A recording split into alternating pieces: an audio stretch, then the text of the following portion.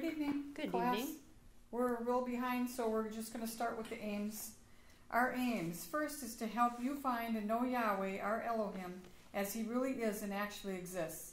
Second is to form a nucleus of universal brotherhood of humanity in Yahshua the Messiah without distinction of race, nationality, creed, sex, caste, or color. 3 is to investigate the unexplained spirit law, or so-called law of nature, and the powers latent in man. 4 is to encourage and promote the study of the scriptures, comparative religions, psychology, philosophy, and modern, both practical and occult science. 5 is to extirpate current superstition, skepticism, and ignorance. 6 is to learn, know, and understand the operation of Yahweh's eternal purpose through the dispensations and ages. 7 is to discern and avoid being deceived by Lucifer, the serpent, the devil, the dragon, or Satan and his demons operating the mystery of iniquity on earth through the dispensations and time. 8 is to earnestly contend for the common salvation and faith, which was once delivered unto the sons or children of Yahweh. 9 is to make known that Yahweh from the beginning ordained there is no other name given among men whereby man can be saved, saving the name of Yahshua the Messiah. And 10 is to inherit eternal life now in the kingdom of Yahshua the Messiah with the hope of immortal glorification in the new earth state. Our watchword is peace, and our slogan is speak the truth. Tonight we'll have a prayer by Andrea Volpe and a scripture by Kathy Hewells, which will be announced.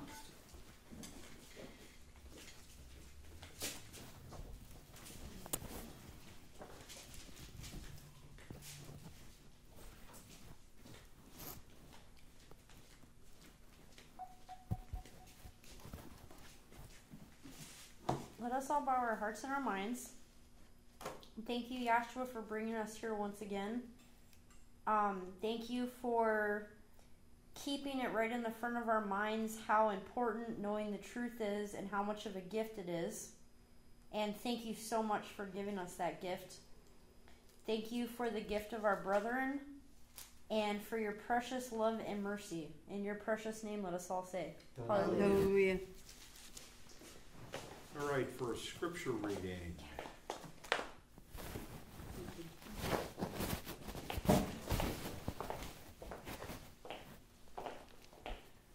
Psalms 82. I'll be reading from a King James Version of the Bible, inserting the true and correct names where necessary. Scripture reading is Psalms 82. Elohim standeth in the congregation of the mighty. He judgeth among the gods. How long will you judge unjustly and accept the persons of the wicked? Defend the poor and fatherless, to do justice to the afflicted and needy. Deliver the poor and needy. Rid them out of the hand of the wicked. They know not, neither will they understand. They walk on in darkness. All the foundations of the earth are out of course. I have said, you are elves, and all of you are children of the Most High. But you shall die like men and fall like one of the princes. Arise, O Elohim, judge the earth, for thou shalt inherit all nations. Psalm 82. Okay, just a couple of quick announcements.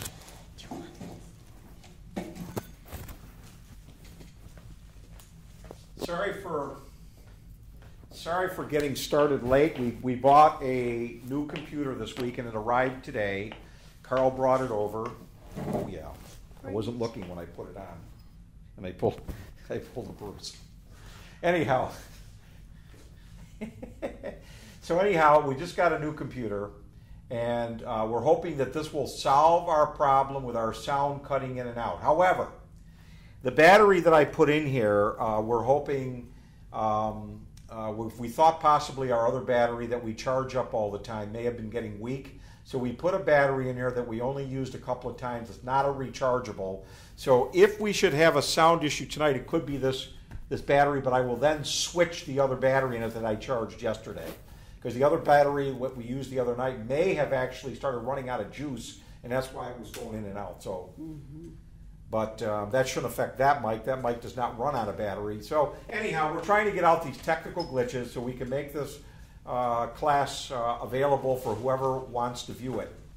And if you have a little patience, we'll get this done, and little by little we will solve each problem as it comes up. And we do have some fresh batteries, according to Mel, our technician back there. Now, we do have class here next Tuesday and Friday night. Actually, the rest of the month we are in this room right here. So with nothing further to be said, tonight I'd like to call on our first speaker, and I'd like to call Daryl Yules.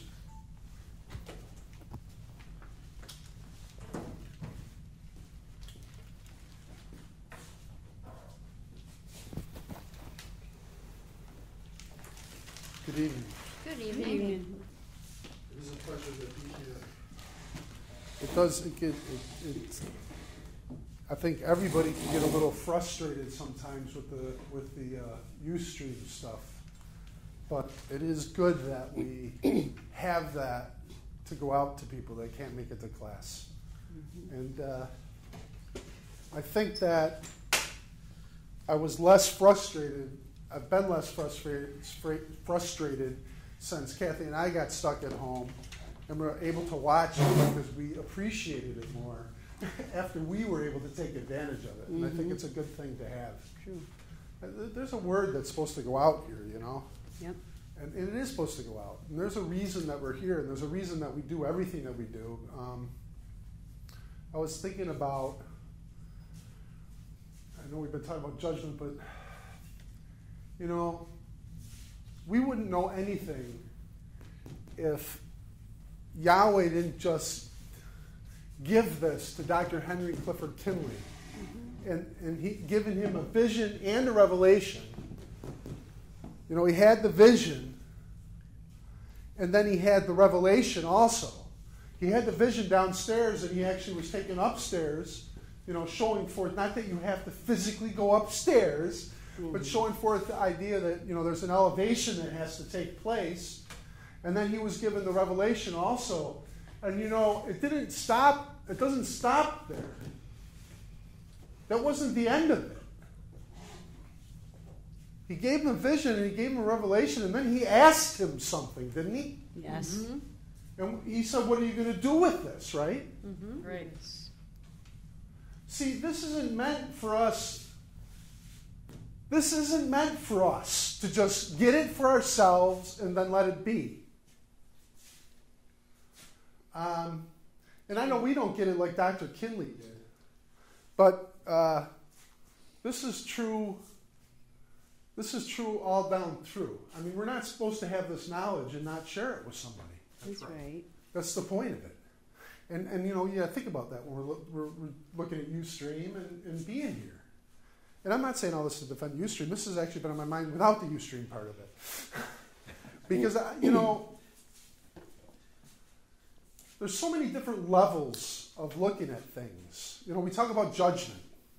And there's different levels of judgment. It's been brought out. There's different levels of judgment. There's different ways of using a word. As a matter of fact, we have to use judgment when we start talking, because when we use words, there's judgment involved.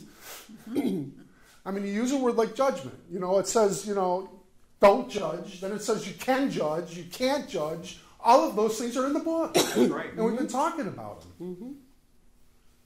And it does say, it says you can't judge.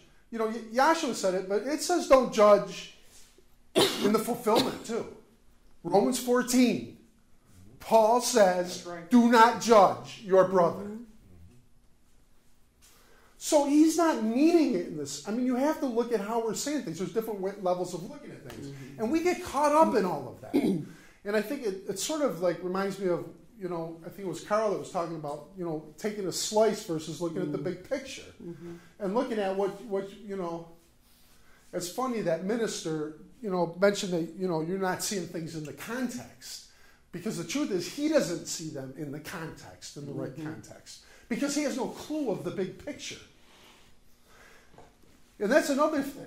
Information. You know, we get caught up on words like information and knowledge and all of that kind of stuff. There are different levels of it. And you can mean them in different ways. And things are important at different parts of the process. He had a vision, then he had a revelation, and then he was given a direction of what he was supposed to do with it. That's right. And any one of those spots, if you get screwed up, you're dust. Information is not important. Information is important that you have information correct. It's not the end all. But you need to have it. We're in an age, we've been in an age, they call it the information age. And they call it that because there's just this massive amount of information that's available to people. It's just incomprehensible for us to even, we talk about like looking at the universe, and you look at how small you are and trying to comprehend that. Or Carl was talking about again the other day about, comprehending this day of eternity. And our little piece of it was just beyond the scopes of our mind. To be honest with you, the idea of comprehending the amount of information that is available to humans right now because of technology and computers is incomprehensible. You cannot comprehend it. It's beyond I don't care if it was Einstein sitting in here, it's beyond the scope of your mind about how much information is available and can be processed. And why did Yahweh do that down here at the end of this age? If information isn't important. Right. Because, you get up into the knowledge and intelligence and wisdom. If you don't have any information, all of those things don't have anything to rest on. If the information isn't right from the beginning. And I'll tell you something, you have to be able, this is a type of judgment, you have to be able to discern the information that's fed into you as to whether it's true or it's not true.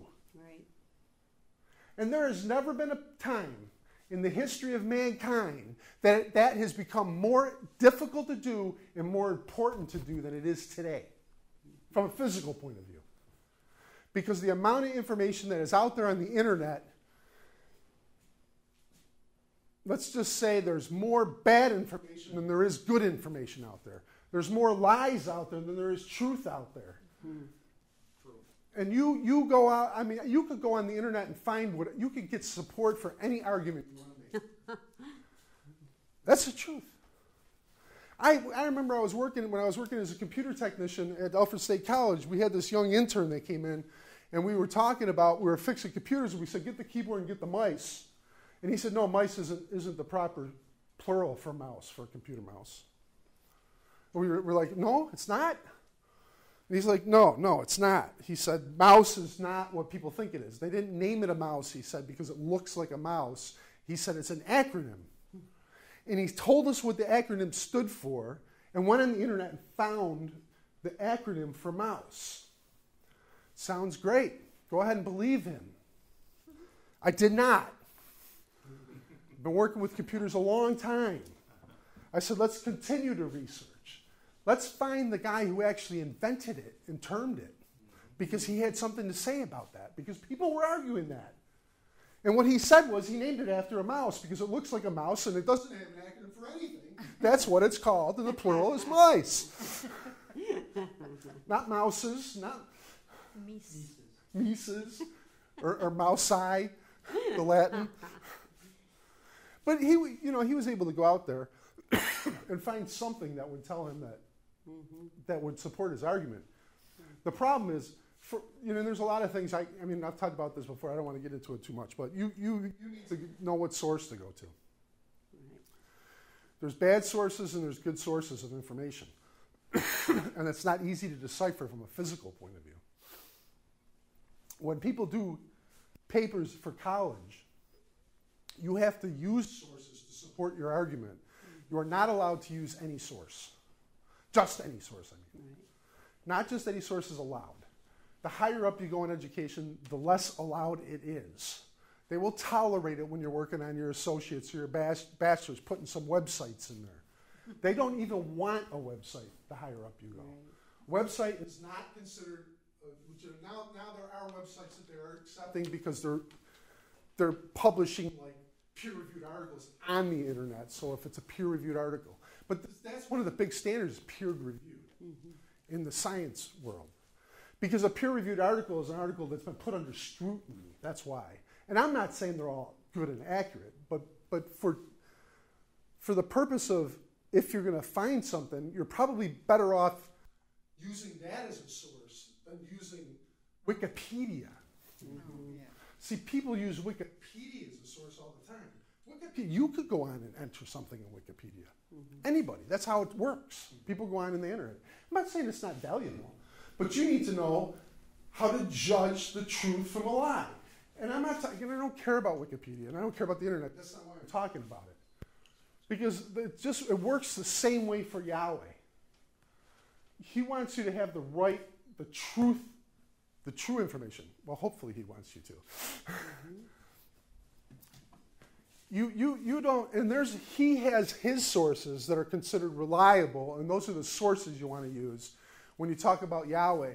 And that's why it's hard to really get into an argument with somebody that doesn't know that, because if they don't know that, you really have no way to stand on anything.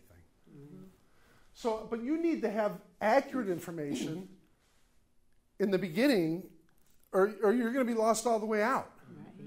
Information is important. But now you get the information that's accurate. That's not the end of it. Right. I mean, you can take it down by breaking it down into the vision revelation. He was given a vision. Look at this, and I know everybody knows this, but this shows a vision here, and it points two ways, to a revelation and a delusion.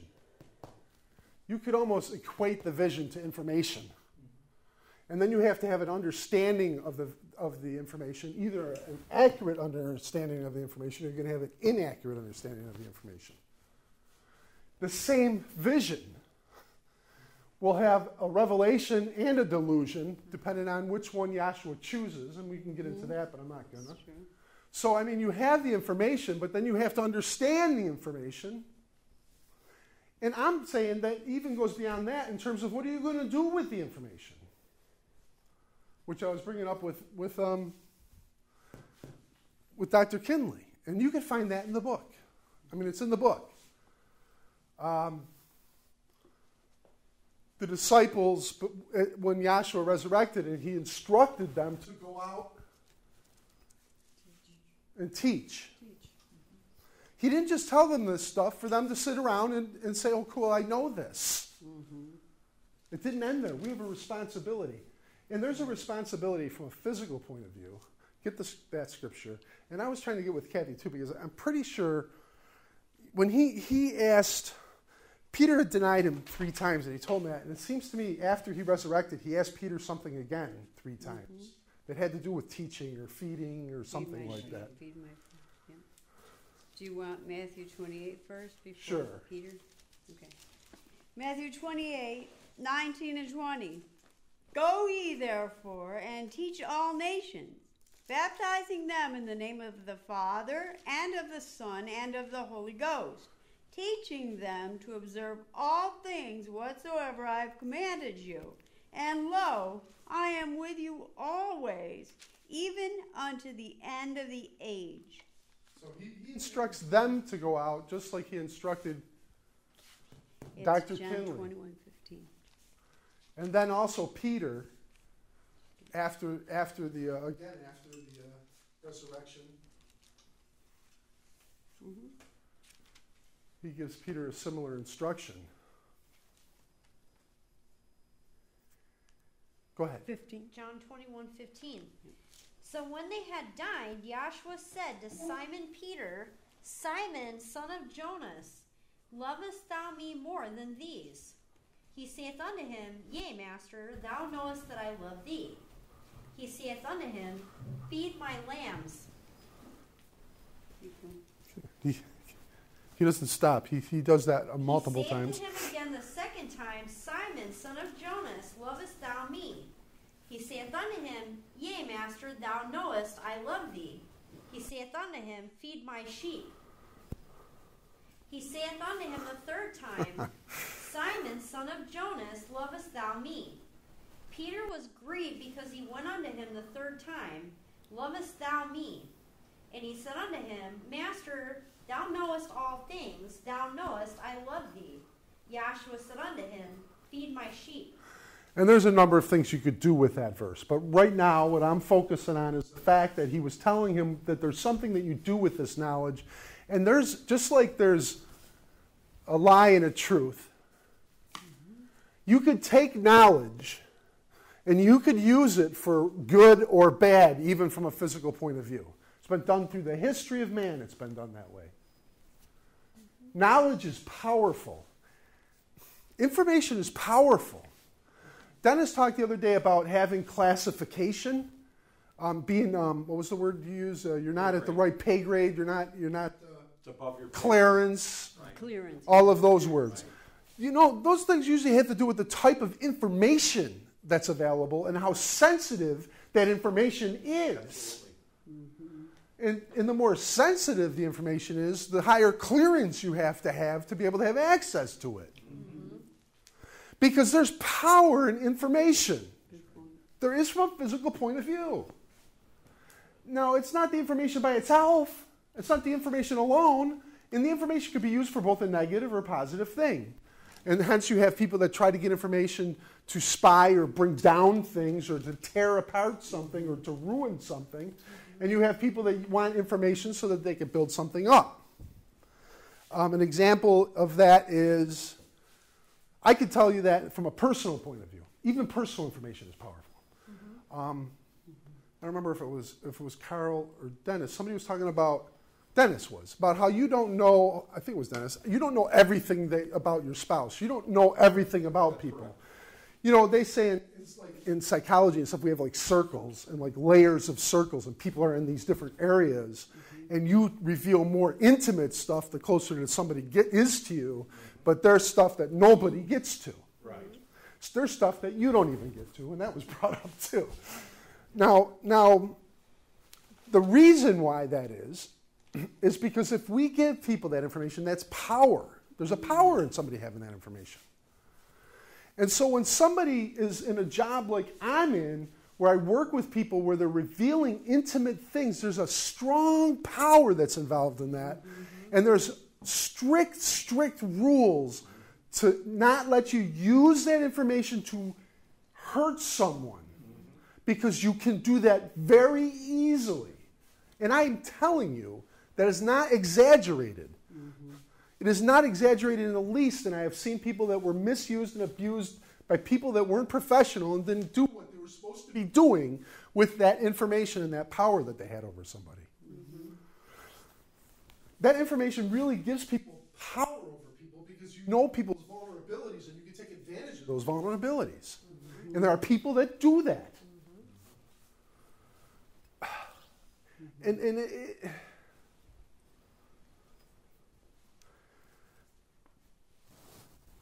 So this information has got power to it. And what we do with it, it can be used for a righteous purpose or an unrighteous purpose, either way. And I'm telling you, you're playing with fire, playing with that. Yahshua instructed us what to do with that. He told Dr. Kinley, he told Peter, he told all the disciples what you're supposed to do with that. Look, you want to use this information to save souls. Right. You want to use this information for Yahweh to be able to reproduce and prolificate. Is the right word? That's not right. Be prolific. I'll say it like that. Proliferate. Yeah. Not pontificate. Got to get the right Kates. So, man, my throat is really dry. Anyways, so what we do with this is important, because there's something that we could do with it, and our goal should be to help people. That should always be our goal. Right. I mean, that's really, and you know, this is one of the ways that we train, and I work with students that are getting into this field because I'm teaching it. And one of the things that you train people to do, because there's all kinds of rules. And students don't understand, why do we have the rules? And the reason the rules exist in my profession are to protect people that are vulnerable. That's the whole reason for all of the rules. One rule is you're not, and how you use those rules, one rule is like, you shouldn't really reveal anything about yourself as a counselor. It's not your job. because it's easy to turn the relationship around and make you the center of what the issue is. Now, it could be helpful to reveal something about yourself to help gain trust and things like that for a good purpose. So one of the things you do when you're teaching them all these rules, the underlying question is, what is your intention? Why are you doing what you're doing? If I'm going to do this, I have to ask myself, and you have to do a lot of things, becoming honest, all the things we talked about in here over the last few weeks, in terms of really looking at yourself, being honest with yourself, is so important, because you could be fooling yourself and thinking you're doing something for the right reason, and you're not, and you don't even know it, because you're fooling yourself. So they tend to have rules that you shouldn't do it. That way you won't get in trouble. Just don't do it. Well, you could carry these things over to here. I mean, you can carry these things over to this class. We want to always look at what our intention is. we always want to be asking ourselves our intention. And I know that we could fool ourselves, but we need to try to look at that. We want to look inside of ourselves. We want to examine ourselves. We need to examine ourselves constantly, and that's been the topic lately, is examining ourselves, and we need to do it constantly. And I'll tell you something, and I tell my students this, that as far as from a physical point of view, there are very few professions from a physical point of view that come close to the profession that I'm in terms of the need to examine your own self as the professional all the time. It's like such a key part of being a good therapist, because you have to be aware of your biases. You have to be aware of all that kind of just always constantly, because the whole way that therapy works is based on the relationship. So you can never not be a part of it. You know, people say be objective. It's not really any such thing. You are subjective from the moment you start interacting with a person. You need to be aware of what that subjectivity is and how it affects them and how it affects you. And we need to be the same way down here. Because this is way more serious than my profession. Right. My profession, look, from a physical point of view, yeah, okay, maybe it's a good thing. I enjoy what I do. I think it's very important. But the truth is, it's all temporary, you know, and I know that going in to work with people. It's like, look, I'm telling people stuff that's not going to give them any real righteousness, peace, and joy. Right. That's not going to give them any real satisfaction. I do know that there are physical types of those things, and that's what I'm working for. But it's sort of hard knowing that people that I work with, it's like they don't really have a clue. And they'll really never know the peace and joy. So that just makes what we do even more important, because this isn't like that kind of peace and joy. We're talking about being able to, you know, we've talked a lot too about hope and things like that. We're talking about being able to, and we don't have the power to do any of that. I realize that. But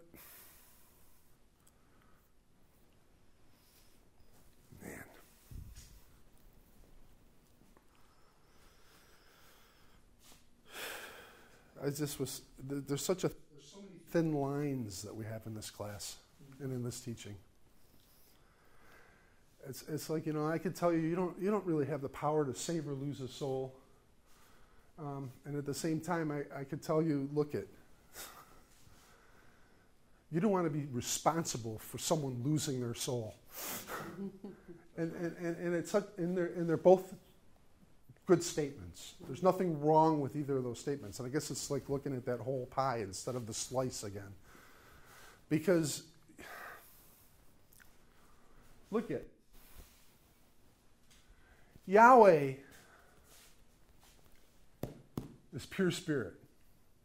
And in this state is incomprehensible and inscrutable. And if he chose to step forth and show himself and manifest through a creation that he created, right? Yes. And we talk about how we don't have any spiritual detectors in this class.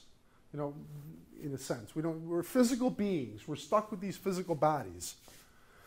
But he has made it so that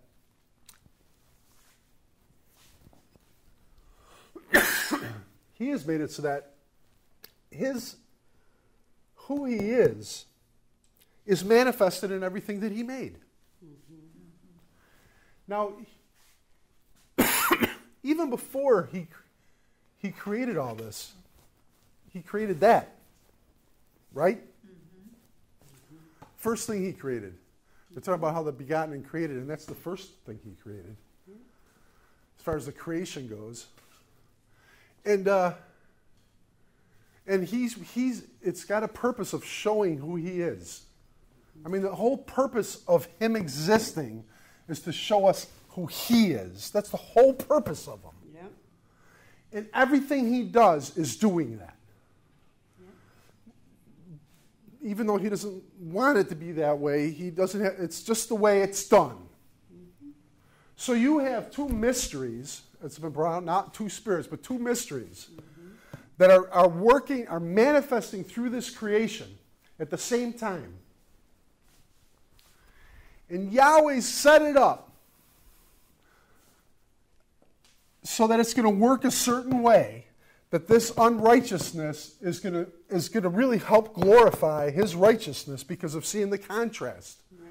And it manifests through this earth plane in this physical creation. It is manifest throughout the ages. We've done, you could go through his story and see how both mysteries have manifested themselves from the beginning. Not even before here. Even even in heaven there was a war. And both mysteries were manifesting themselves. And we have no say in how that works. But you are going to be working one or the other. He's going to be working them through you. Through our vessels. And the reason I'm bringing that up is that, look, he's going to decide who's saved and who isn't saved. But the way he's going to do it is through the manifestation of physical vessels. It's going to be done through physically getting on the floor and preaching the gospel. It's going to be done by the way that we treat people. It's going to be done by how we accept people. It's going to be done by the things that we say. And when we sit here and we worry about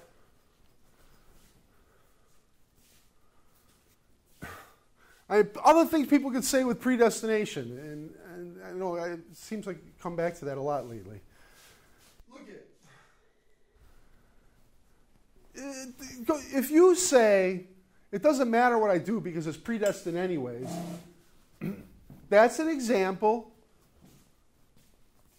of him manifesting himself with that statement. Because that's not how he acts. Right.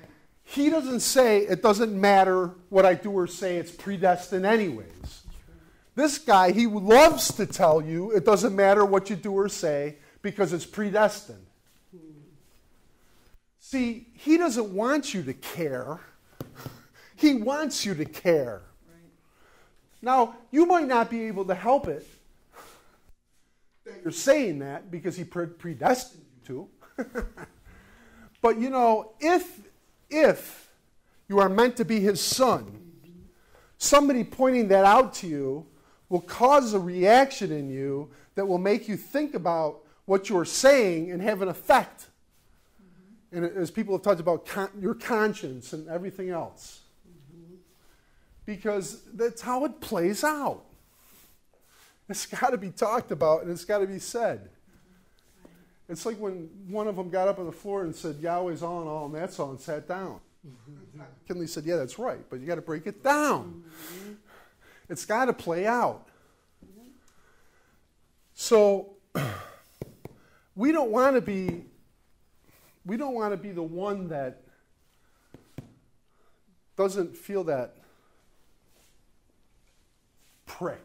I'll put it that way. When we learn, my old supervisor used to say this a lot. He used to talk about growing pains.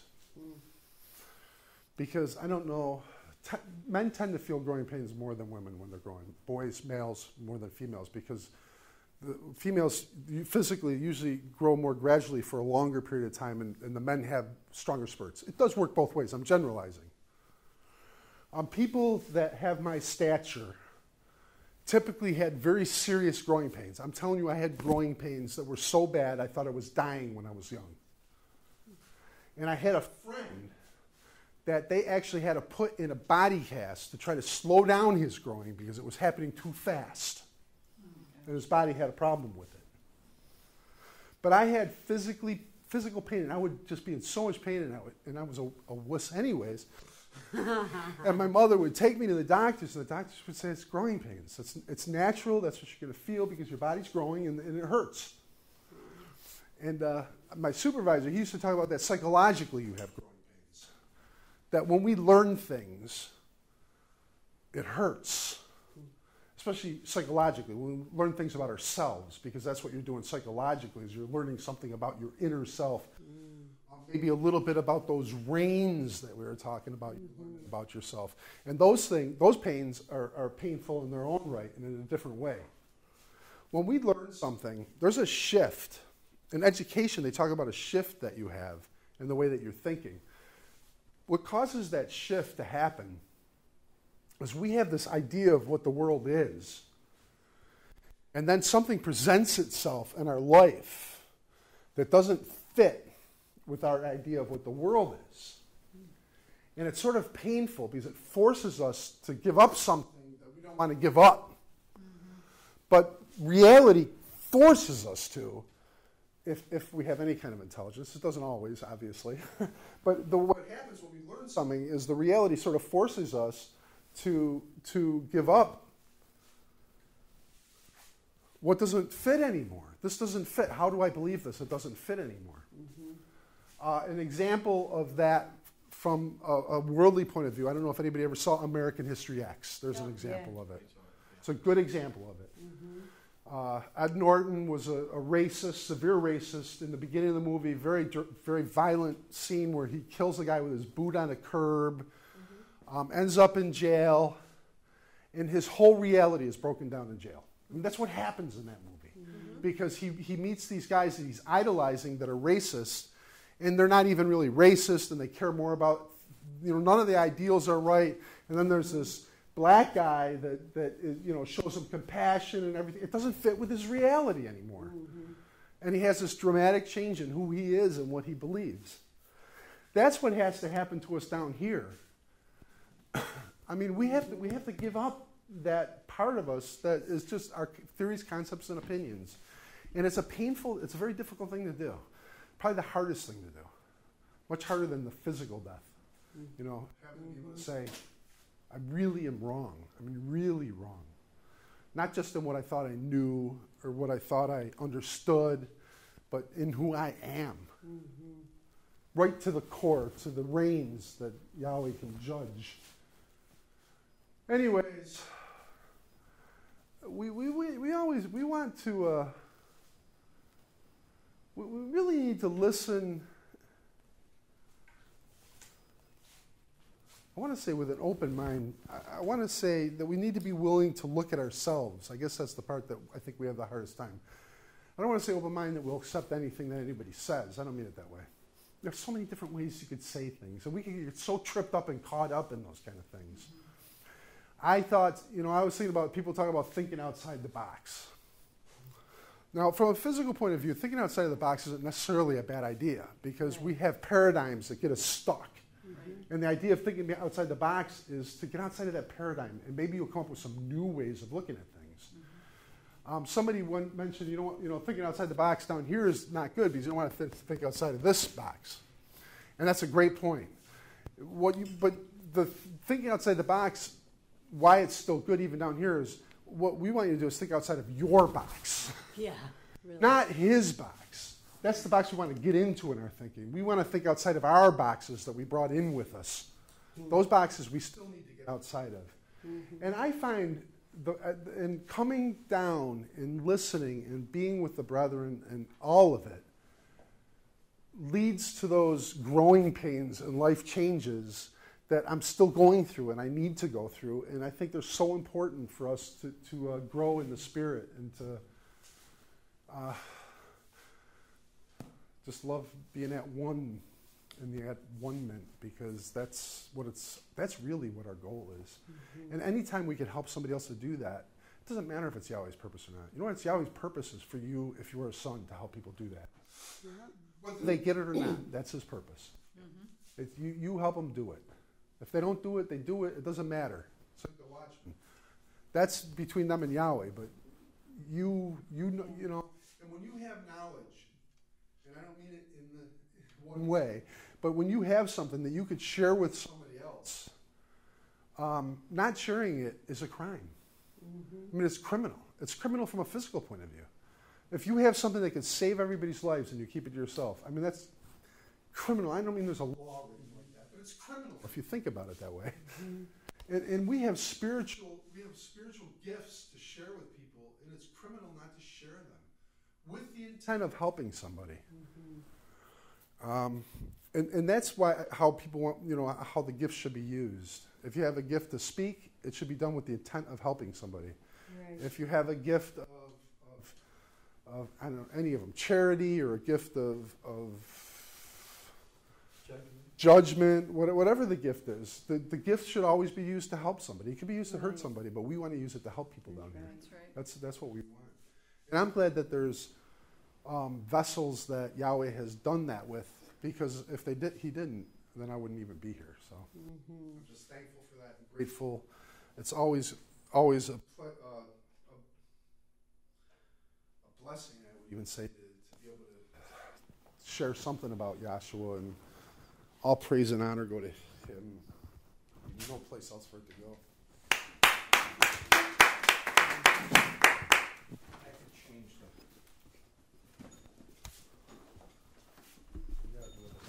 Hold 1 second. Dennis has to change. Yeah, the wireless mic was cutting out. Oh, was it? Is that this one? Not that mic. That mic did not cut out, so it's not the sound system, but the wireless mic was cutting in and out.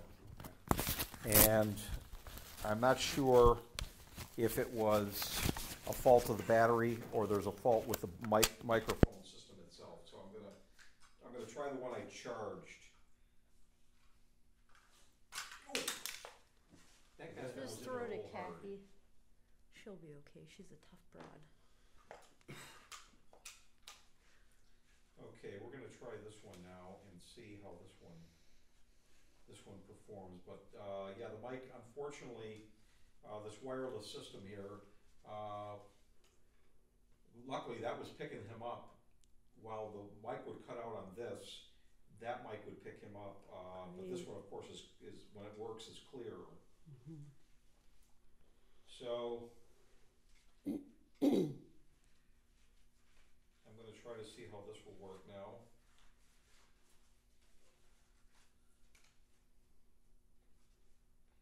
And hopefully this will. Okay. Okay, so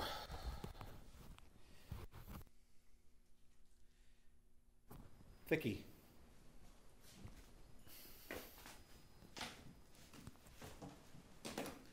I move this mic up too. Another thing that's important, I think, is to make sure this is centered on you so that this mic doesn't get hit with your arm when you're when you're flaying your arms around. When I'm dropping my stuff all over the floor. Okay.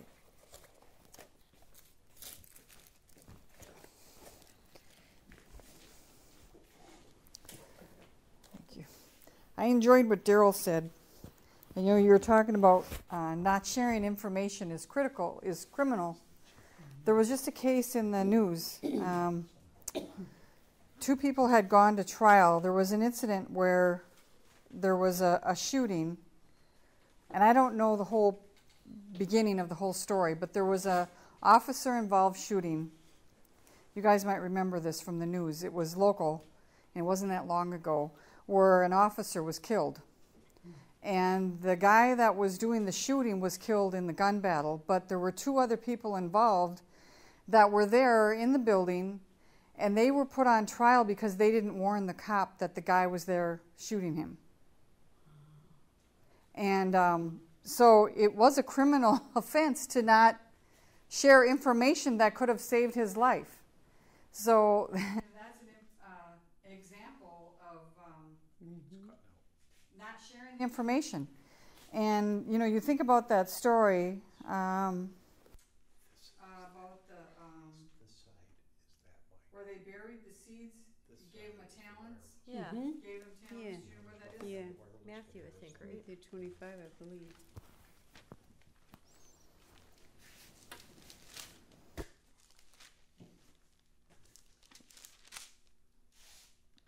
Matthew 25:14. Wait a minute, I want to get it too. You can go ahead. Do you have it? Matthew Vicki, 1 second, please. 25 and 14. Unfortunately, I did not have a brand new battery to test tonight, but this one was actually worse. This battery may actually be shot, but that mic was working. So pull it forward. Yeah, it's not quite as crisp. Jeez, you guys. I'm gonna hold on to this until everybody Sorry sits about down. I'm going to try one of these mics now, or one of these batteries that Null has. Okay, thank you.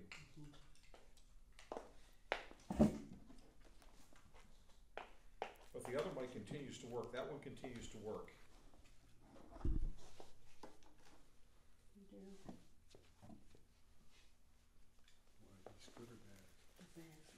All right, so let's see Just how throw this them in the one garbage. performs now. No, they might be in charge.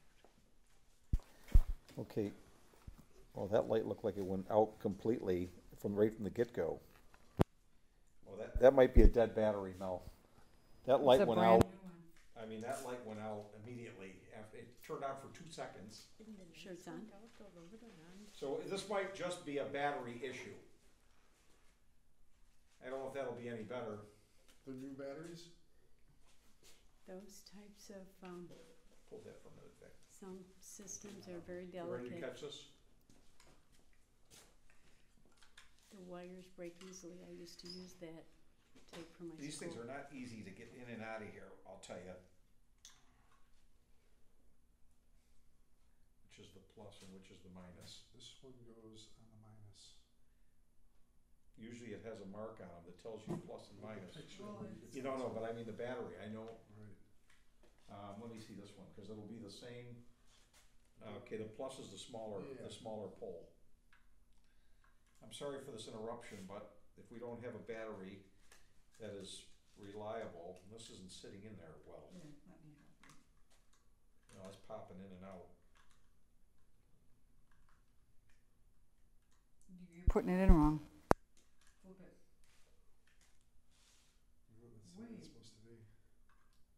Let's see, wait. The big one. See, that's not sitting down, and maybe this will hold it down, the plate, I don't know, maybe that's our issue right there. That the battery is popping in and out. That could be the problem in a nutshell, and I don't think that this plate is gonna hold it in there, to be honest with you. See, that's not even, You that gotta- is on. It's on now, I can see it on the thing. All right, let's see how this works. I apologize for the interruptions, but this is a work in progress. Oh, I forgot about that, I'm sorry. It's annoying. Think you snap on those batteries. I know. That one's sort of, let's see. Okay, Thank Vic, you. let's hope that that works okay. Okay, It Doesn't doesn't. snap in. it's on. Okay, what was that? Matthew 25 and what? 14. 14. Ready? Yeah. For the kingdom of heaven is as a man traveling into a far country, who called his own servants and delivered unto them his goods. And unto one he gave 5 talents, to another 2, and to another 1, to every man according to his several ability, and straightway took his journey. Then he that had received the 5 talents went and traded with the same, and made them 5 other talents. And likewise he that had received 2, he also gained other 2. But he that had received 1 went and digged in the earth and hid his master's money. After a long time the master of those servants cometh and reckoneth with them. And so he that had received 5 talents came and brought other 5 talents, saying, Master, thou deliverest unto me 5 talents. Behold, I have gained beside them 5 talents more. His master said unto him, Well done, thou good and faithful servant. Thou hast been faithful over a few things. I will make thee ruler over many things. Enter thou into the joy of thy master. He also... Okay, that's good. That's just the point I wanted to make, that they had the talents, which is what we can refer to as the knowledge that we have gotten here, the gifts that Yahshua has given us. And these are our talents, and we need to share them with whoever will listen. I lost my train of thought after all that. I'm sorry. Draw the battery. Anyway, I was just going along with what Daryl had said, that it's so important to share what we have, and not to bury what we've learned. And that incident I was telling you about, where they actually went to jail for not warning. Yeah, didn't you see that on the news? Yes, there was 2 people. They actually got quite a bit of jail time because they could have saved his life, and they didn't say anything. So that's a good physical example. And when you're talking about growing pains, just a personal testimony for me myself, when I left Wisconsin and moved out to California, that was a huge thing for me. And leaving there and leaving my family behind, not knowing hardly anything about California at all. And it was a very traumatic time in my life. So coming out here was, it was very painful. But what I learned through all of that was to put my trust in Yahshua. And I didn't let myself freak out about the whole thing. It was like I knew that I was in Yahshua's hands. Things were going to happen at his pace and not mine. I mean, I got a little frustrated because I couldn't get my license as soon as I wanted, and I was very frustrated with that. And that was for a purpose too, but I just learned to put my trust in Yahshua, and then things would work out, and they did. And like I said, not necessarily on my timetable, but it worked out for the good. And, it was a better situation than I would have had for myself, because I didn't know any better. And coming out here was a huge learning experience, and it made me rely on the gospel and rely on what Yahshua had shown me in this teaching, which was so vitally important, because I think if you're not tried, you don't understand the importance. If you don't go through something that's completely, I don't know, for me it was life-changing, life-altering, and I had nothing against the gospel before that, but my whole life change coming here really made me understand how important this gospel was, how important Yahshua was in my life, and how I had to rely on that. And that's where I put my trust and my faith and my hope, in Yahshua, and not on anyone else around me. And it made me a stronger person. It's beautiful. Also, when you talk about judging, I learned that I had been very judgmental, and I think in many ways I still am. But it taught me that when you go through something that's very traumatic, you understand that you can't judge by the side of your eyes, that people need compassion. When people are sometimes behaving in a way that you think is, what in the world is wrong with them? What are they thinking? And instead of getting on their case, you need to have compassion with them and find out, what's the root of this? Why is this happening? There may be something really, terrifying for them that they're going through, which is why they're behaving in the way that they are. And it's not always that they're just trying to be an awful person. There might be something going on in their lives that they need help with. And compassion and understanding, and, like Moses, he needed his arms held up. That's what we need to do. you know, we think that, you know, we just look at people and like Daryl said, we judge. And it, you know, we're supposed to discern, but not judge everything somebody says or does. Because, you know, we don't know what's going on in their head and what's going on in their life. And compassion is so incredibly important. I mean, look at Joshua, how he has compassion on us. Yeah. If he judged us by what he sees us do, we would all be lost. That's I mean, right. it's horrible when I think of some of the things that I've done and the way I behave. And I know that Joshua, he forgives me.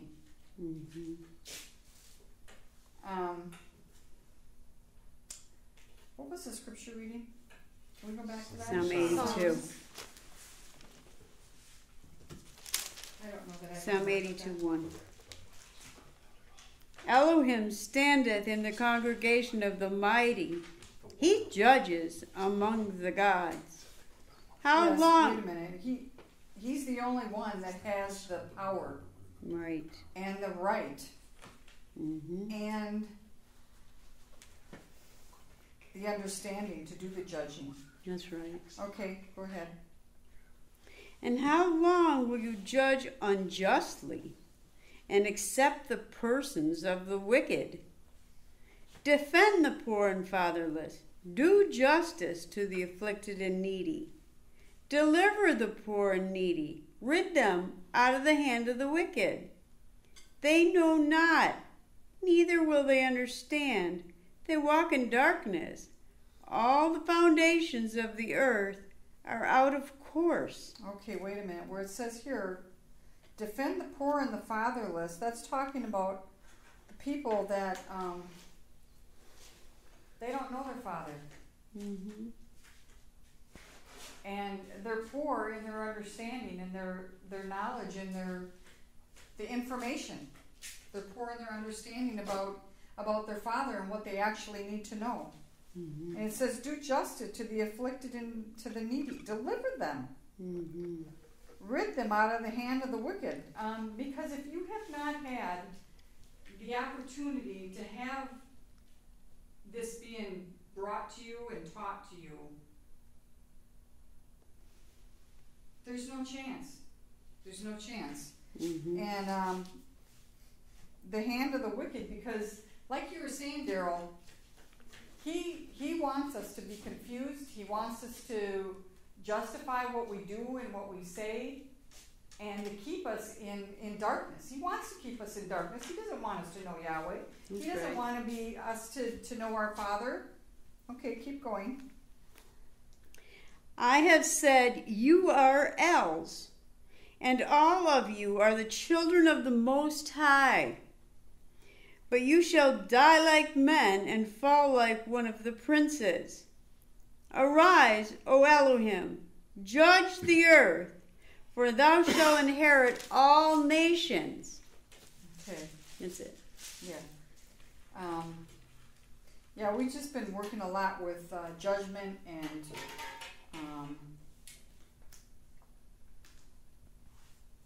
sin.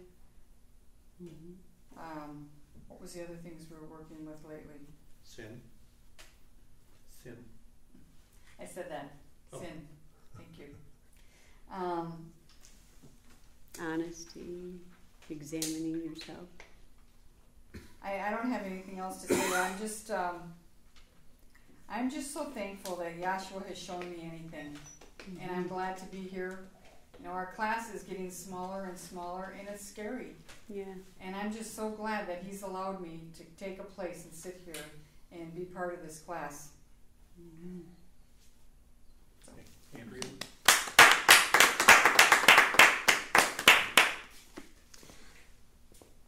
I'll do it without dropping it. Ta-da!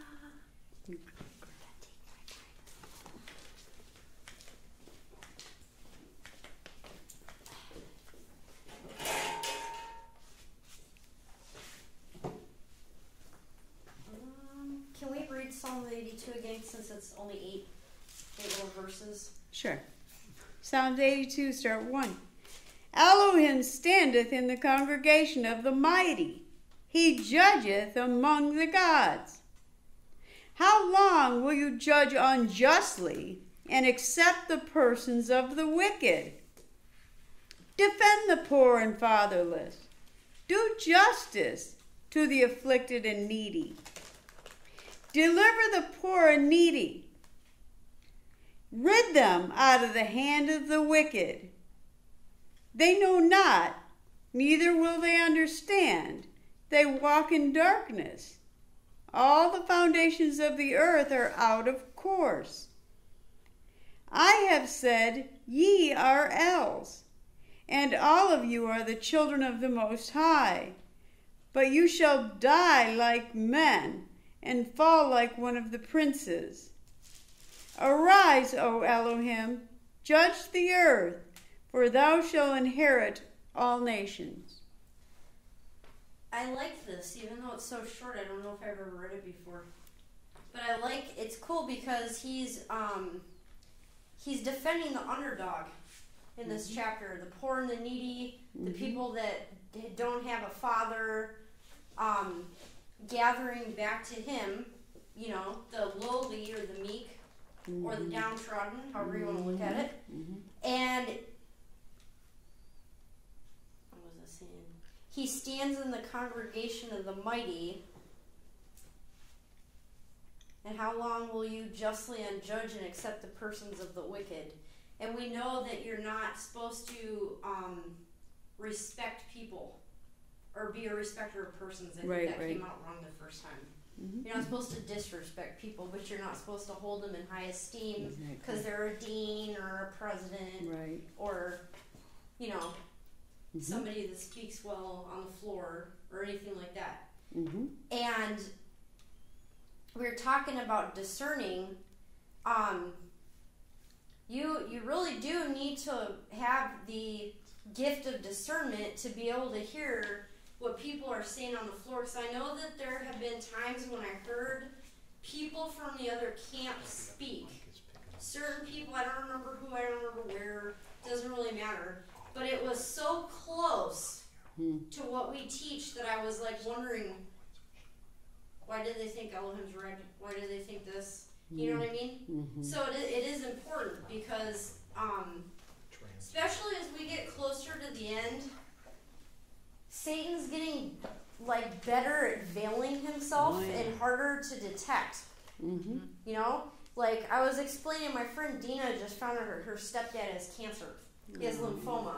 And she was asking me about, he's had some weird symptoms leading up prior to just finding out maybe 3 weeks ago. And did I say lymphoma? I meant leukemia. But I was telling her it's very close to the cancer that my mother originally had.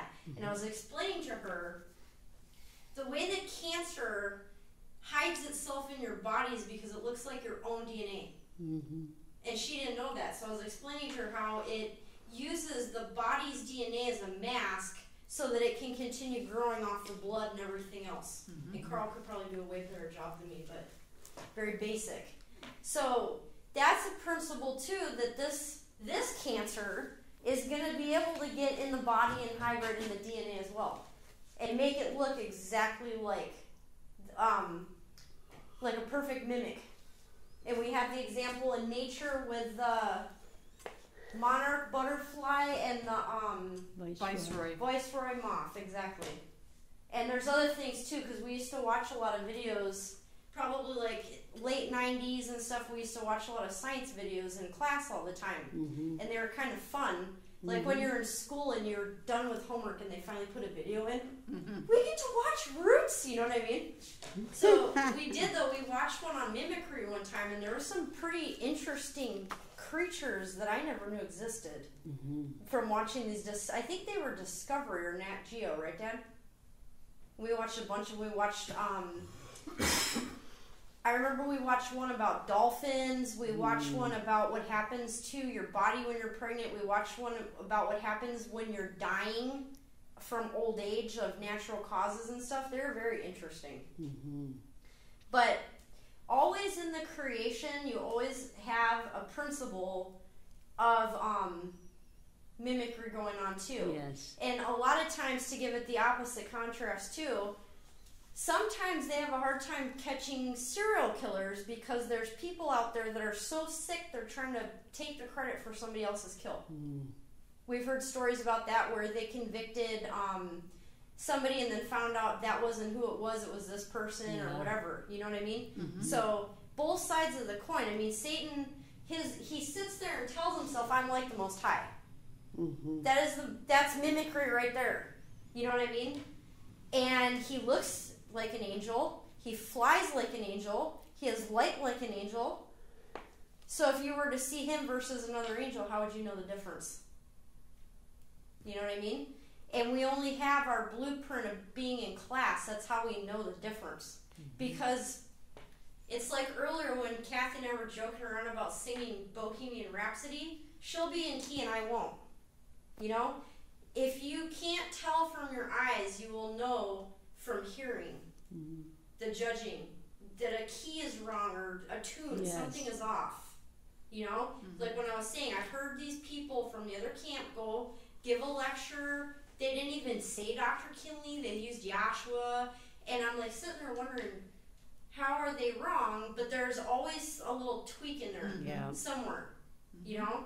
Yes. And the best way to lie is to use the truth. Right. And twist it. It's the only way. Right. Some people don't use the truth at all. But you know, like for example, okay, one of my favorite ones is, and I've seen this so many times, you're drunk. No, I only had one beer. I've seen that so many times because they figure by saying I just had one beer, they can explain the smell and like the and all that. But you know that one beer is probably not going to get somebody like wasted. You know what I mean? But they're kind of telling the truth because they had a beer, but they had more than one. You know what I mean? Yep. Oh. And that was just a cute example, but you know, people do it every day. Like every day, people lie. So it's such an amazing gift that we were given this blueprint because this right here is how, like they have these shows on TV now, on forensic shows. Like, can you tell who's lying? This is how you tell who's lying. Right here. This is all you need. You know, and we can sit here for a very long time. And I mean, I may not understand everything on this chart. I probably understand barely anything on this chart. This chart I understand a little better. This chart I understand. This one I might understand a little bit. You know what I mean? But there's enough that you do understand that when Satan comes at you with a lie, you can refer back to the pattern. Yep. And a lot of times when you get off course, you have to go back to where you started. That's right. Like if you're driving and you get lost and, you know, you have to go back to the point where you made the wrong turn or whatever. So where did the principle come from? Chicken or the egg? You know what I mean? It's just a blessing that Yahshua allows us to know anything about him. Really. Yes. Because I know that, you know, he chose me. I didn't get to choose him like the world wants to say, oh, I accepted Yahshua and now I'm saved. It's not like that. He picked me. I don't know why. None of us do. We can't go, oh, well, I had my IQ scores 160 or, you know, that's why he picked me. Or, oh, I'm this tall or I look like the high priest or whatever. None of us have that, you know? That's right. But there's something about you that he sanctified you from everybody else. And maybe in the next stage we'll know what it is, but it doesn't really matter, you know? Just be glad that he chose you. That's the important thing. And don't get too caught up on all the crazy thing, because that's how Satan gets you thinking that you are some big shot too. You know, oh, he picked me because I'm good at this, or I understand this chapter. I heard somebody else try to break it down. They didn't. That's why I got the Holy Spirit. Blah, blah, blah. Who cares? Really? And we were just talking about, you know, if you really love your brother and you know your brother has a problem, then you would die to save them. That's right. And that's not really too out of the question considering your father died for you to save you. That's you know? right. I know that when I was a kid, just to give it a physical example, I used to beat my cousins up all the time. Because I'm older and for a time I was bigger and stronger and whatever. And at one point, someone, I don't even remember who, it might have been my grandma, it might have been one of my aunts, but they're like, you're bigger than them, you can beat them up, you have the power, but you need to love and protect them because you're older than them. So now that we're adults, it's like, well, I can beat my cousin up, my cousin can beat me up, but nobody else better beat my cousin up.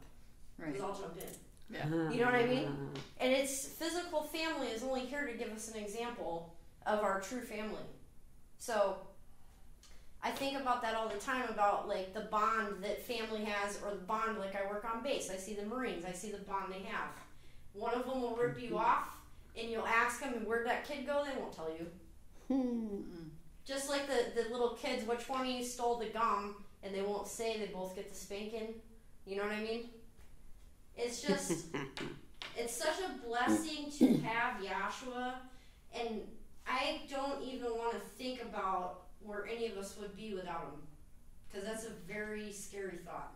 Yeah. All the things that we've all been through, all of us have been through some crazy stuff in our lives. Different manifestations, crazy, traumatic, life-altering, however you want to look at it. And when I look at each and every one of you, I know that Yahshua is the only reason why you're able to actually stand up. That's right. And, same here. Fact. Exactly. And with it being almost like a year from the anniversary of my mom and my uncle passing, it's a hard time. It's like a trigger time. And I always think like, oh, I'm doing so bad, but my friends are always like, no, you're doing really good. And I'm like, what? I don't feel like I'm doing good. But then I'm thinking that because they don't know what I know. So to them, they're seeing Yahshua being manifested, that I'm not crying all the time and not getting out of bed, not eating, or whatever that was they were expecting. You know what I mean? And it puts you, when you go through something like what my dad and I went through, Aunt Linda, it puts you in a position where you have to have faith, because if you can't trust Yahshua, you can't go on anymore. No. I know that. I have days that are hard where I tell him, you're going to have to do this today, because I can't. And I'll make it through that day. And there's times when you feel like you're separated from Yahshua, or like almost like you've been cut off. You know what I mean? I think we all go through that. But then he'll give you something to show you, the footprint parable. Yeah. Well, where were you? Blah, blah, blah. Well, those footsteps you saw were mine. I was carrying you. Exactly. It is. It's a very beautiful, poem. And seriously, man, all the glory needs to go to Yahshua. That's right. It does. Dr. Kinley, thank you for having the vision and stuff, but sorry, Yahshua is my savior. That's right. Someday when we meet up in the afterlife and stuff, I'll be like, hey, Dr. Kinley, but I'll still know that Yahshua was the savior. Yeah. If we know each other like that. I'm not saying we do, I'm just saying, And I see, everybody, we're seeing Satan, I want to say, rise up in power, insane, more so than in my lifetime. I don't know about you guys, but turn the news on. Do you see anything good on the news anymore? Is there ever anything positive? It seems like, okay, the economy's crashing, we have war in Libya, we're still in Afghanistan, whatever the most recent thing was, and then for 5 seconds they'll say, oh, well, these people donated money to this homeless person or something. But it's all, extremely sad when you watch what's going on in the world. And it doesn't seem like anywhere, the United States, Europe, anywhere, it doesn't seem like everything is very good. Economically or just in general. Cost of everything is going up except for your salary. Yeah, really. Now they're forcing you to have health care, but they're not giving you a raise. They just expect you to do this, and if you don't, we're going to fine you. Which it's not, I'm not trying to talk about the money, I'm just trying to say, it's like, if you only had this world, imagine how much that would suck. Really? For real. That's if right. you didn't have the escape of this. That's right. Because there's nothing out there.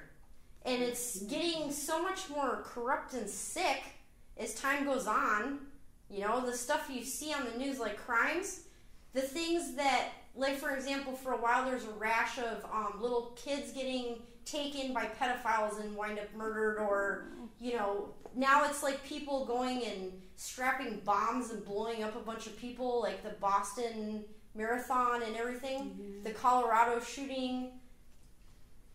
That's because that's all they have is this world, and the father of this world is their God. Yeah.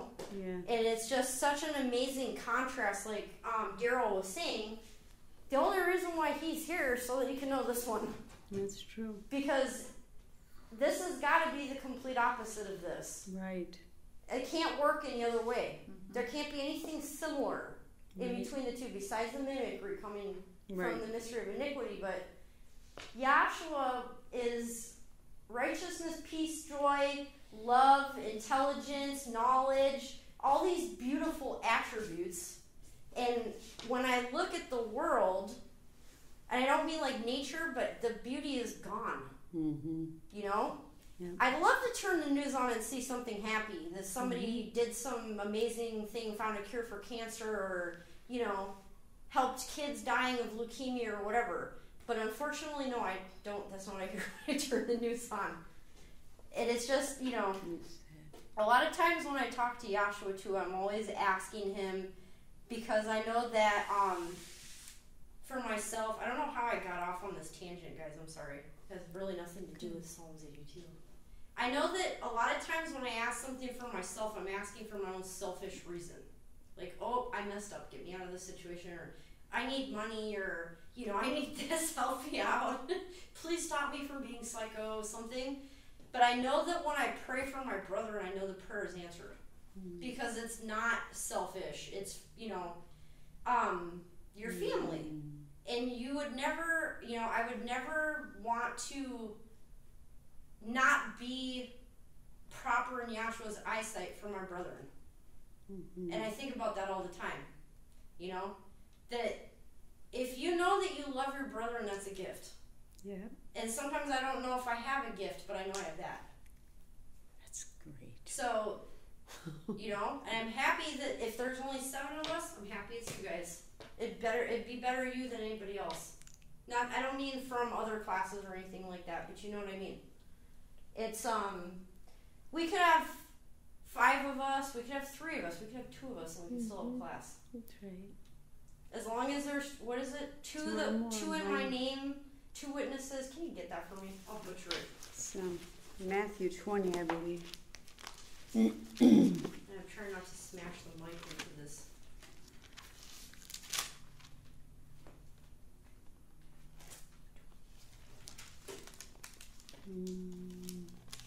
It's 24.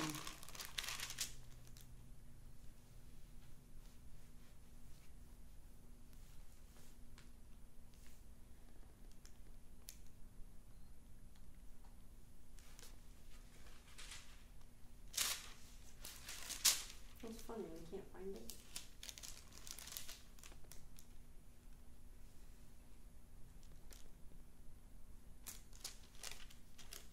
I thought it was Matthew 18, but it's not.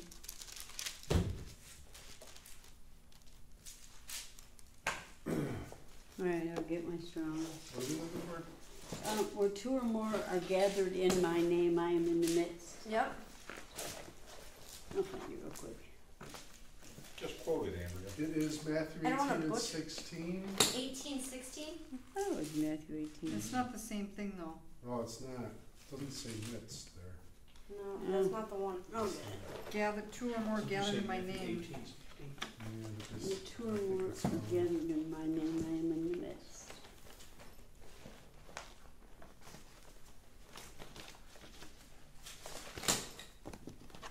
Oh, okay, it's 18 and 20. Okay, so it's For where Matthew 2 or 8. 3 are gathered together in my name, there am I in the midst of them. That's Thanks, it. Vic. That is it. Matthew 18:20. Where 2 or 3 are gathered together in my name, there am I in the midst of them. Yep. And I always think about quality over quantity in that verse. You know, Mhm. Yeah. in hair cutting every day, barbers, like especially at my job, it's a numbers game. It's all about how many haircuts you can do. The real fast barbers that do 150, I can do 60. They can do 150. Their haircuts don't look as good as mine because they're going so fast. You know what I mean? So that's what I just always think about that, and I think about how Doc said that, you know, there's too many people in this room. He said something like that more than once. Yes. Like a remnant is going to be saved, and a remnant is not the whole thing, it's part of it. That's right. And it might be a real small part too. But it's quality over quantity, you know? The important ones are going to be saved, and the ones that aren't meant to, they didn't have the quality. They respected a person because they could sound good on the floor, or, you know, knew how to use their book or whatever. So I know that was crazy. I'm done. That's good. Well, there's only a few minutes left, so we'll I think this is ours. wrap up the last few minutes. Where's the beers? The good thing is that our sound system is not completely shut out. Just this microphone. That microphone's been working steadily, and I'm listening to the system through my earphones, and that microphone is very sensitive. I turned it all the way up, and it's picking up everything quite adequately. Great. Although this one really projects it, and we're gonna have to figure out what's going on with the wireless mic. Anyhow. Getting back to, I happened to be watching the news this week. I don't know if anybody saw this. A little story about Pope Francis. Oh, my favorite.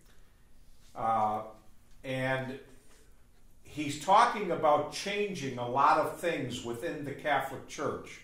And it's somewhat shocking, a lot of the, let's say, traditional conservative Catholics. I wouldn't say Catholics. Let me take that back. Conservative hierarchy is a better way to put it. Because he's talking about changing everything inside the Vatican. Now, when I look at the world and I see what's going on just in this country, and this country is just another example of the principle that's worldwide, and we talked about it a number of classes ago, of polarization. How that people are being polarized. And now in the Catholic Church, we can see that same thing perhaps the beginning of polarization could take place, where there could be a real problem between people wanting things to continue as they have and people that want to change things.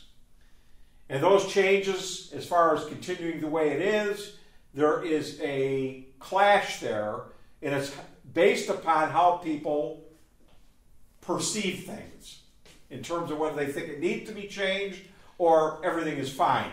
The ones that don't want to change think everything is fine the way it is. Now, what I'm loving watching how Yahshua is working in the world, because we were coming down to a close of an age. That's right. Find that scripture for you. It talks about a house divided. Matthew 12, 30, 26. 12:26. And if Satan cast out Satan, he is divided against himself. How? Oh, start at 25, I'm sorry. Sorry, 25. And Yahshua knew their thoughts and said unto them, every kingdom divided against itself is brought to desolation, and every city or house divided against itself shall not stand. Now listen, the world that we live in, this is the king right here. Yep. Yes, that's right. He's the one that's running or ruling this world he is and he isn't. There's the paradox. Yeah. In reality, the king is Yahshua, Right. and everything is under his domain or his control. However, he allows the devil to have the delusion and illusion of being in control of this creation. Yeah. And the devil knows that he has but a short time. Mm-hmm. We know down over there in Revelation, it talked about how when he was cast into the earth, he said, "Woe unto the inhabitants of the earth, for the devil has come down amongst you," and he knows he has but a short time. Right. Now what you've got is this in the mystery of iniquity. The reason why this chart is apropos, that the mystery of iniquity is standing in darkness, Mm-hmm. and his bride, painted inside the tabernacle, as you can see here, Mm-hmm. is also darkness within her. Right. Not right? Yes. And the darkness represents not seeing the truth, Right. not knowing the truth, not seeing the light. Not right? Yes. Now what he is, he's the prince of darkness, and he wants to keep his bride in darkness. As long as the bride, now listen, is it 1st or 2nd Corinthians 11:14? He appears. What do you And want? no marvel for Satan himself. It's 2 Corinthians 11:13 through 15. Okay, get that for me, please. 13 through. I'm thinking about the mystery of iniquity and where we're headed in the world that we live in. Yep, 13. And I'm looking at what's going on in this country right now. Mm-hmm. There is a polarization in this country that is absolutely phenomenal. And I'm talking politically, Mm-hmm. not just politically. There's polarization in every facet of this country, but there is certainly, it is manifested right now by political polarization. Yep. And nothing can get accomplished now, and things are starting to crumble in terms of people seeing that we're not getting anything really done in terms of helping the people of this country. That's and that's right. because both sides represent different interests. Now, I'm not trying to make a stand for the Democrats or, beat up the Republicans, but I'm looking at what Yahweh's doing. Mm-hmm.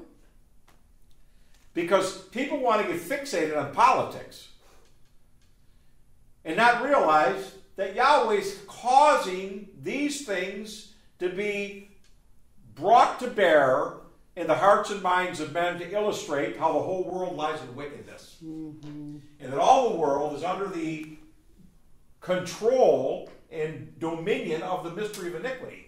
And we can never lose sight of that. And for us to think the world is going to get better, we're going to fix things, we're going to cause changes, you are swimming up against a river. Recently they just had those floods in Colorado, and they showed that river coming through. They're just washing houses away, cars, all that. When water is coming down at a great force like that, and you think you can resist the power of nature, you're in for a real revelation if you try to go up against it. Now, Yahweh's got a purpose in mind, and there's no way for you to stop it from happening. Right. You follow? Mm-hmm. What you might as well do is learn what Yahweh's doing and sit back and enjoy the ride, so to speak, rather than try to buck up against it. And I'm talking about within yourself wanting to see things get better, because they're not going to get better. We're getting closer and closer to the close of age. The more people that we put on the planet is the more souls that the devil has under his direction and control, which means more division, more chaos, and more confusion. He's the author of confusion. Now read what you got there, Kathy. 2 Corinthians 11:13. For such are false apostles, deceitful Go workers, ahead. transforming themselves into the apostles of the Messiah. Right, read. And no marvel, for Satan himself is transformed into an angel of light. Now listen, Satan is if he's transformed, that means changed form into an angel of light. What was he before that form? Because transform means to cross over. That means that if he now appears to be an angel of light, what was he originally? Darkness. Now, when he rules in darkness and he keeps his bride in this darkness, since he appears to be a light, then the only thing the bride can see is the light that is emanating from Lucifer, which means light bearer, by the way. That's Yes. what Lucifer means. That's right. So people are being led by all of these causes in the world, whether it be, let's talk about Islam for a minute. We just had a mall over there in Africa where they stormed the mall and were killing anybody that couldn't recite so many passages of the Quran. And you were supposed to know the Quran. If you didn't know it, you were killed. Well, what would happen if somebody did that in Christianity? You follow? How many scriptures can you quote in the Bible? Well, what we've got then is this. What we see in the world is this. Everybody's got these causes, and they all believe that every one of them are right, and every one of them are righteous. And I'm sure that the Republicans feel that they're righteously upholding what good people would have them to do for the good of the country. And of course, the Democrats feel, well, we're trying to help poor people and people that don't have anything, and they feel that they're right also. Both sides think they're right. Both sides believe they've got the banner, the high ground. You follow? So what you've got is this. Somebody's missing something, ladies and gentlemen. And that is that underneath it all, really, there's self-interest involved that is not coming to the surface. People are serving themselves deep down. What they think will make their lives more comfortable and more fulfilling, and therefore they'll take up the cause that ultimately will give them what they want out of life. Right. You follow? And Islam, they're being, not all of Islam obviously, but the fanaticism of Islam, believes that they're doing Allah a service because they're killing the infidels. Not one of them has any understanding of the purpose of Yahweh, or they call him Allah, which means Arabic for God or Elohim. They don't know the purpose, so they're out there killing. Now, we know that there are people that don't know anything about Yahweh, but none of us are advocating that we should kill the unrighteous such and such, you know. And that's because we realize that Yahweh's got a purpose and plan, and both mysteries are involved. Both of them have a day of reckoning. There will be a day, you follow, that both mysteries will stand before Yahshua and receive what has been done in this life or in this body. And people say, well, are you talking about Judgment Day? No, see, Judgment Day began on the day of Pentecost. That was the beginning of judgment right there. That's right. And what do you mean? Well, when the gospel is being preached at all the world for a witness, as Joshua said over there in Matthew 28, those that have an ear and hear, obviously, are the ones that Joshua said that the gospel of peace will be brought unto them. But those that will not hear, he said, shake the dust off your feet and move on. That's what he told the apostles. Yeah. Because not everybody's going to be saved, and not everybody's going to hear. Right. But the point is since the gospel has been made known and preached, then the whole world has no excuse for saying there's no way for them to know Yahweh. Right. That's right.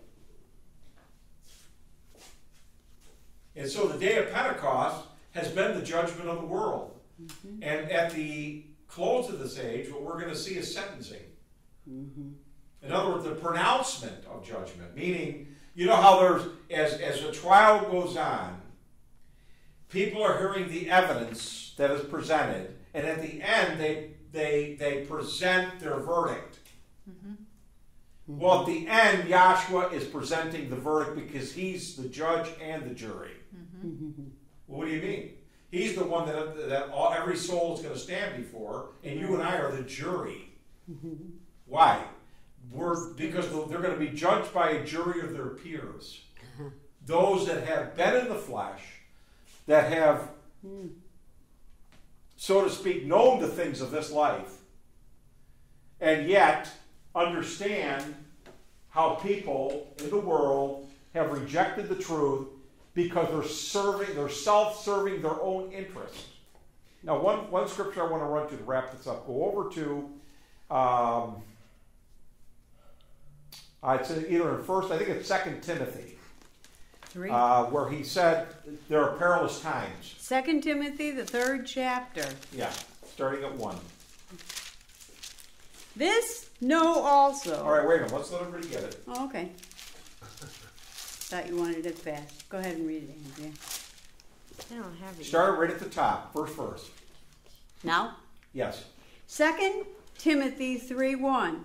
This know also, that in the last days perilous times shall come. Now, we are in perilous times right now. And I'm not talking about global warming, although obviously that's a problem. I'm not talking about overpopulation. Yes, that's a problem. Lack of food, water, and all the other natural resources to sustain 7 billion and counting. I'm talking about spiritually perilous times in terms of the hearts and minds of men. Mm-hmm. Read. For men shall be lovers of their own selves. Here's what we got going on in the world we live in. Mm-hmm. Men shall be lovers of their own selves. Read. Covetous. Coveted? Oh my goodness gracious. It's every dog for himself out here. Mm-hmm. We live in a world of tremendous... Now, Daryl's in the job of helping people. People are in a very, very competitive time in history. And the more people that are added to the planet, the more the struggle, or what's the word I'm after, the competition is going to increase. Mm-hmm. There's only so many jobs. There's only so many people that can have the finer things in life or whatever you want. So people are all trying to grab everything they can to make their life cushy. Yep. And covetousness is what, according to Paul? It's idolatry. Yep. And I was listening to this guy the other day on, he was an instructor in trading, and he was bragging about how he made millions of dollars trading. And he said anybody that says that the love of money is the root of all evil, they're saying it because they don't have any money. Oh, brother. Now let me tell you this. Yahshua's the one that said that. Mm-hmm. And he owns the universe. Yeah. So don't tell me he doesn't have any money. You follow? Yeah. He said, all things are delivered unto me of my Father. That's right. When the devil tried to give him the kingdoms, when he took them up on high, the devil missed one very important point. Yahshua already owned what he was trying to give him. You can't tempt a man to give you by saying, I'll give you this, when it's already his. Get what I'm trying to say? Yeah. But men, see, covetousness, they're lovers of their own selves. Read. Boasters. Oh, well, we have to... You just watch these guys now that are sports heroes that are falling like stars again, like falling stars with the juicing and all the other stuff. I didn't do it. They'll get up there and lie in front of Congress, in front of the whole world. Then later, all the evidence is coming forth, and they still are unrepentant. Wow. You follow? Rodriguez, this guy that makes all kinds of money in baseball, he's one of the most highest paid baseball players in the history of the game, refuses to, admit that, he's fighting so that he doesn't get, the suspension and all the... Nobody's wrong about anything nowadays. There's no repentance in the hearts and minds of these people. You follow? They justify it by saying, well, everybody's doing it, and that's the only way that I can make it in baseball is by me doing it. Mm-hmm.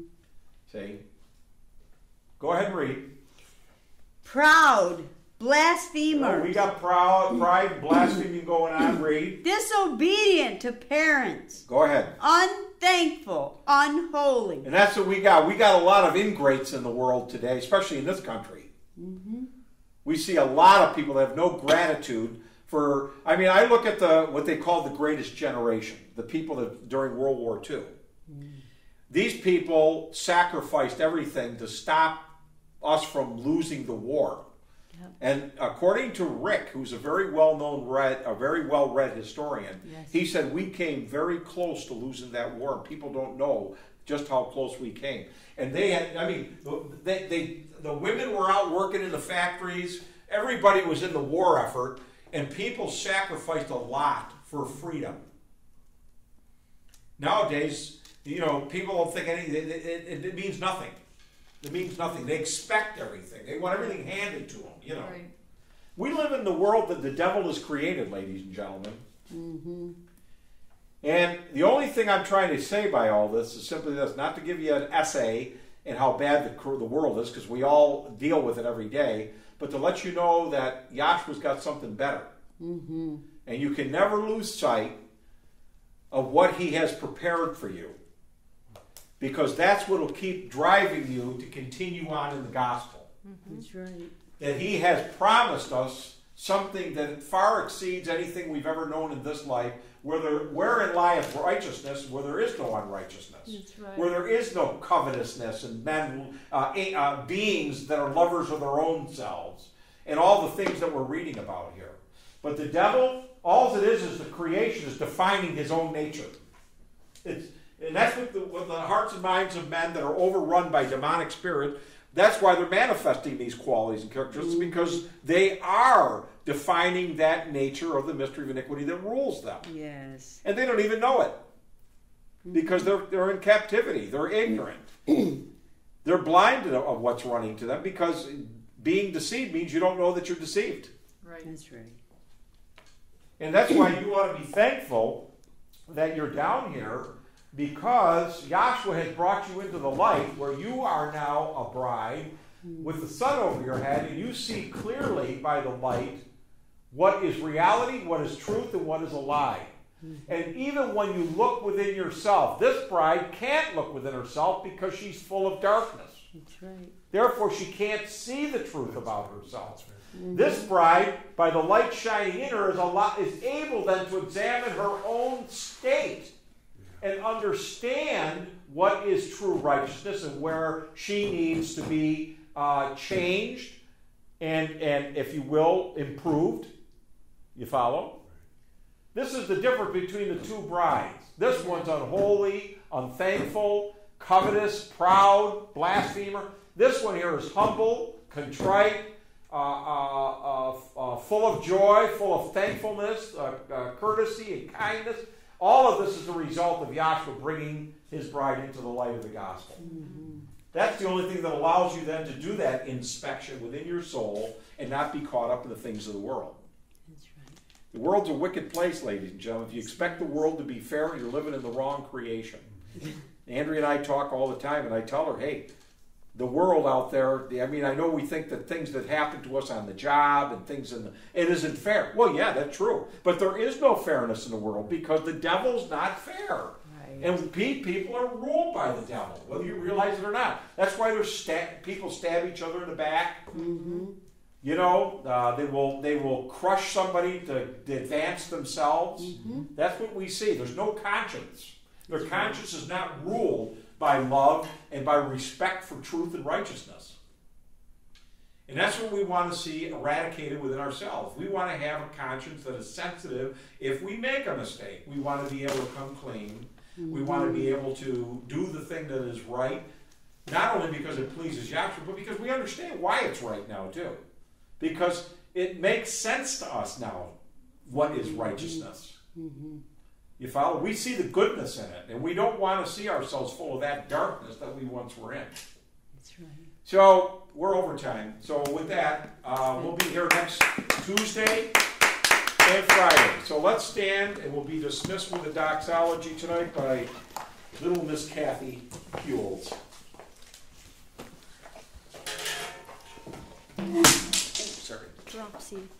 Now unto him who is able to keep us from falling, and to present us faultless before the presence of his glory with exceeding joy, to the only wise Yahshua, our Savior, belong glory, majesty, dominion, and power, both for all times, now and ever. Let us all say, Hallelujah. hallelujah. I'm just going to stop the recording. It got really hot in here. Did you turn that air off, Dad? Or did you turn it down? This thing doesn't work. Turn it off. I cannot use this thing. Got butter on you, too. I hit the stop recording and it doesn't work. We're It's not stopping, you mean?